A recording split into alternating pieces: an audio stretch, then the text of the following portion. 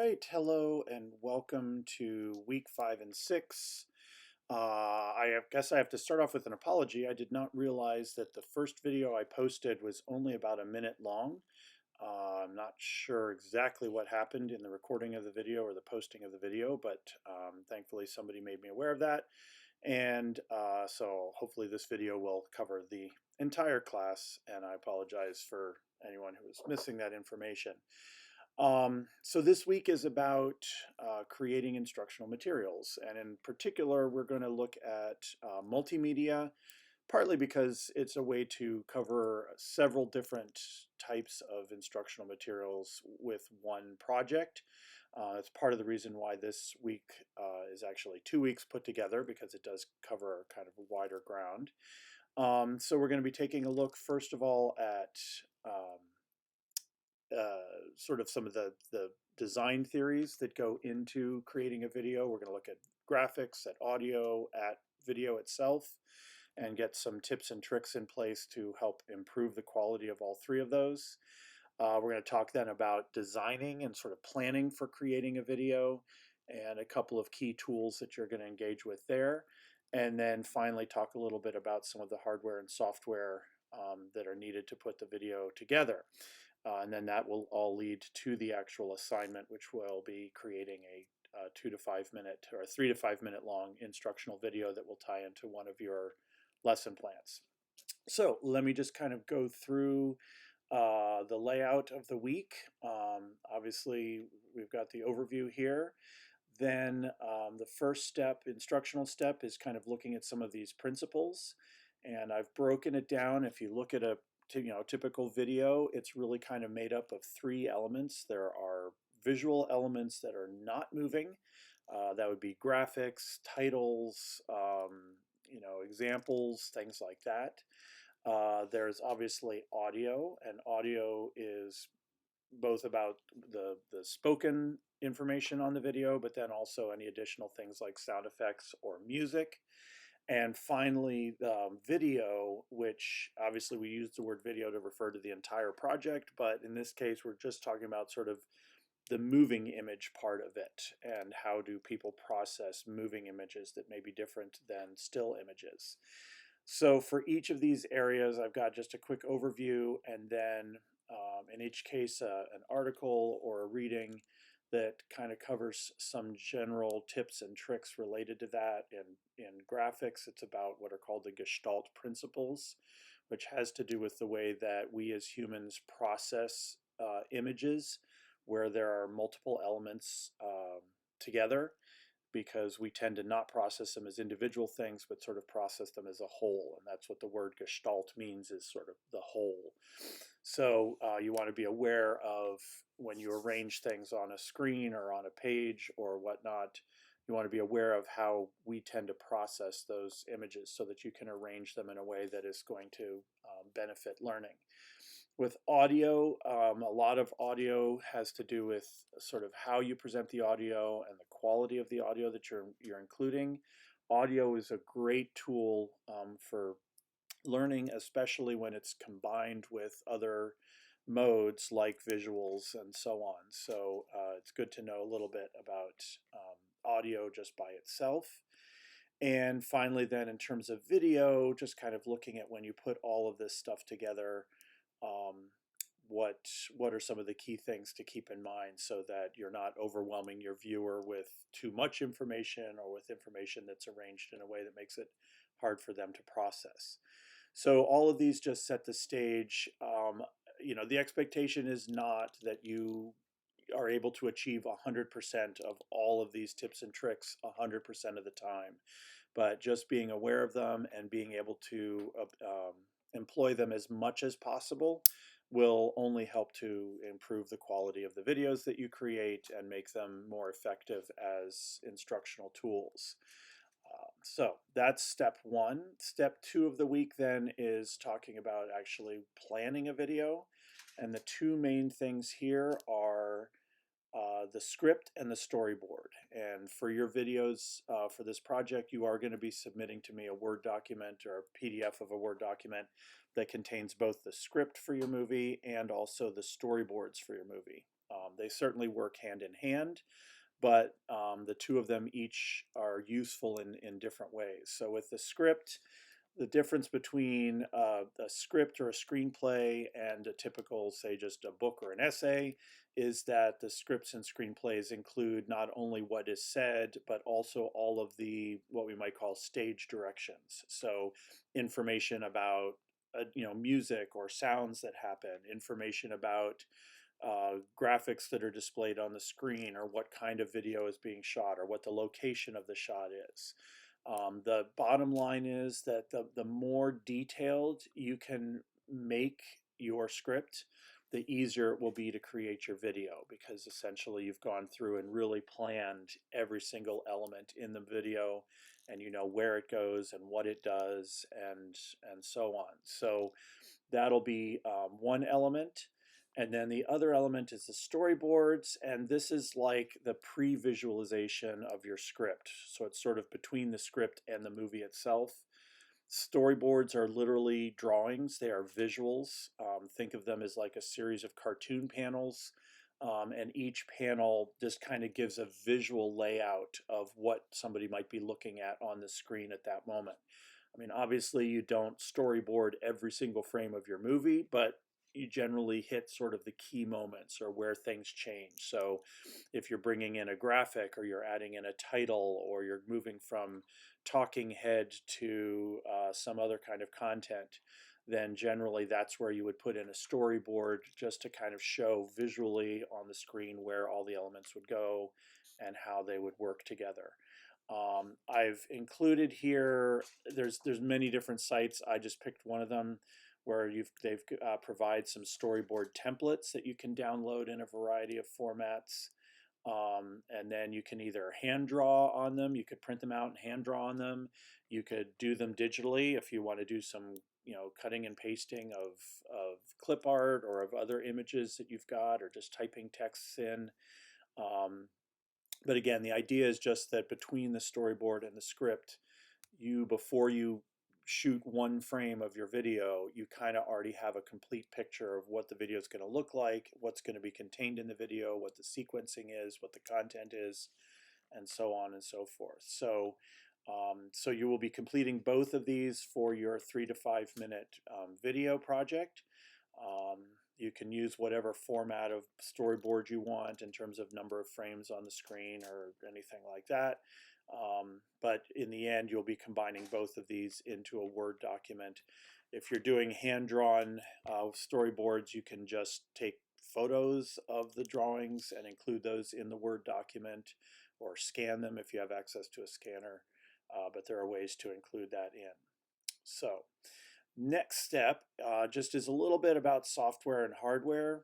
Again, this course is not about making you experts in a particular piece of software or trying to lock you into a particular platform. I know these days some schools are Mac, some schools are PC, some schools are Chromebooks.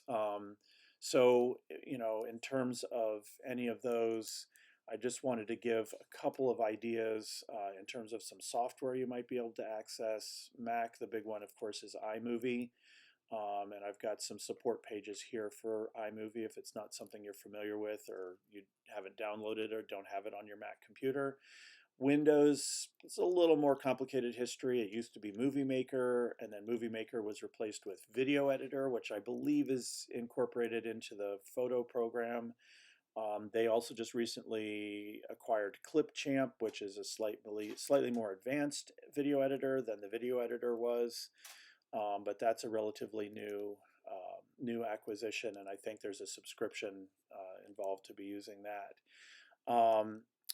With Chromebooks, honestly, because Chromebooks are what they are, you can't download software on them. You would have to use some sort of an online video editor, and there are options out there for that as well, even some that are relatively free or free completely. So just, again, whatever software you use for this project, it doesn't really matter.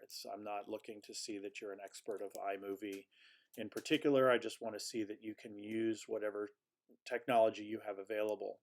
Um, most phones these days have video editing apps on them. So you can even do the project there, although that can be a little annoying to do editing on a small screen like a phone, but in any case. And then I just wanted to talk also a little bit about cameras because, obviously if you've got a $10,000 pro broadcast quality digital camera, that's going to get you better results in general than a cheaper camera, but it's not necessary. And in fact, phone cameras have gotten so much better in, say, the last 5, 10 years that even pro videographers have started using some phone cameras in certain applications. They may not shoot an entire movie on them, but they're becoming kind of an accepted tool even in the professional's toolbox. So just because all you have access to is the camera in your phone, you should still be able to get good results. I've got a couple of websites here of sort of some tips that you can keep in mind just to try to maximize the results out of your camera's phone. If I keep saying that backwards, out of your phone's camera. Um, and so on. So bottom line is, for this project, or honestly for any video project you might be doing in a classroom, you really don't need access to lots of expensive equipment to get good results, as long as you understand the limitations of what you're working with and can kind of take that into account. All right, so once we've covered all of those things, you've got an understanding of the principles, the design principles behind creating video. You have planned your own video through scripting and storyboarding. You've gathered your software and hardware and kind of know the equipment that you're going to need to make your video. Then it's about actually making your instructional video. And this page is just going to walk through the steps of kind of what needs to be in the video and sort of the basic procedure you should follow. Aside from the video itself, you are going to be submitting that planning paperwork. So that will include your script and your storyboards. So start by looking at your lesson plan and find a place where an instructional video would be useful. We are only looking for 3 to 5 minutes long. So this is not meant to be videos that cover your entire unit or your entire lesson plan. This should be like a single activity or a single subject that you would use as part of your lesson. Make sure that you identify the instructional goal in your planning document. So this would be like a mini version of a SMART goal, but it would apply just to what you're trying to achieve with the video. And then just remember, every decision that you make, whether it's what font you're using or what graphics you're using or anything like that, you should make that decision based off of whatever the goal is for the video. So then you'll develop your script. Remember that it contains not just the text, but also all the other stage directions. The script is also a good time to make sure that you're in the rough ballpark for the length of the video. It should be 3 to 5 minutes. So you can kind of talk through and keep your eye on a stopwatch and see where you are time-wise. In terms of what I'm looking for, and some of this is a little artificial, I know, because not every instructional video needs to contain all these things, but just so you've had some experience kind of with some of the basics of video. So it should have titles of some kind, beginning, end, in the middle, wherever you feel they're useful. Transitions in terms of getting from one visual element to another. I do want you to include at least one sound effect or music element in the video. Just make sure they don't get in the way of any talking. If you've got music going under a voiceover, keep that music very low so that you're not obscuring the voice at all. I want to see at least some moments where it's what we call talking head video, where it's your face or it could be somebody else's face speaking on screen, and then other moments where you are using kind of pre-made graphic elements, visuals, charts, whatever you can create or whatever you use. The script should be in your planning document. Your storyboards, then you can create those, as I said, digitally or hand drawn. Just take the images and put them into the same Word document. You don't need to storyboard every single moment, but have enough that you've got a good idea of what the plan of the video is. And if all of that is nice and detailed, then you should have a pretty good idea of what you're going to be creating. Then you actually create the video using whatever software and hardware you have access to or are comfortable with. and just make sure you're continuing to follow your plan. You'll probably make changes as you start editing and creating the video. You can always update your script and your storyboards to reflect that. And when you're finished with the video, export it in one of the standard video formats, an MP4, a .mov. Most computers these days can read most standard video file formats. And then when you're done, my suggestion would be to upload the file to YouTube unless you have access or an account already with another similar video hosting service. This way, it just means that I will definitely be able to have access to see it. If you're doing YouTube, I always recommend that you make the videos unlisted just so they're not out there for general public consumption. But if I have the link, I'm able to watch it. And then in your planning document, just put that URL for the hosted video online. This will also save you from having to upload the entire video file to the assignment. Then on your Wix website, this video should then go into the lesson page for whichever lesson this video is for, as part of the support. So since those pages are designed to be the pages that a student would go through your lesson on if they were doing remote, the video should be embedded in there.